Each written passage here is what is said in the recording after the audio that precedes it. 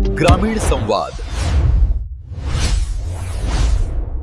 सर्वसामान्याचा निर्भीड आवाज।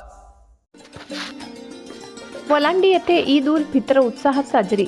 देवणी तालुक्यातील वलांडी येथे ईद उल फित्र मोठ्या उत्साहात आणि धार्मिक वातावरणात साजरी करण्यात आली। गावातील जुने व नवीन ईदगाह मैदानावर सामूहिक नमाज पठण करून मुस्लिम बांधवांनी अल्लाहची इबादत केली।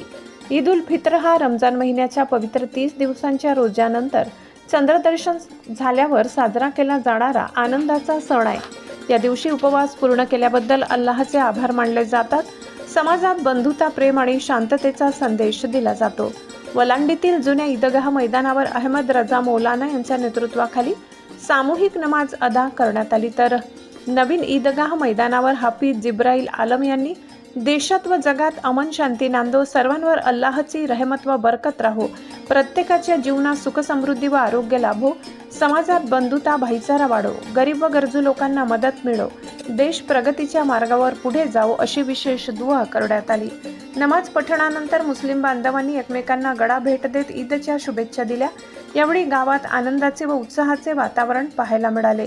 यावेळी वलांडीतील मंडळ अधिकारी बालाजी केंद्रे, माजी सरपंच राम भंडारे, तलाठी सागावे, व्यंकटराव पाटील, हेड कॉन्स्टेबल राजेश लामतुरे, महसूल सहाय्यक ऋषी वाघमारे आदी मान्यवरांनी उपस्थित राहून मुस्लिम बांधवांना ईदच्या शुभेच्छा दिल्या।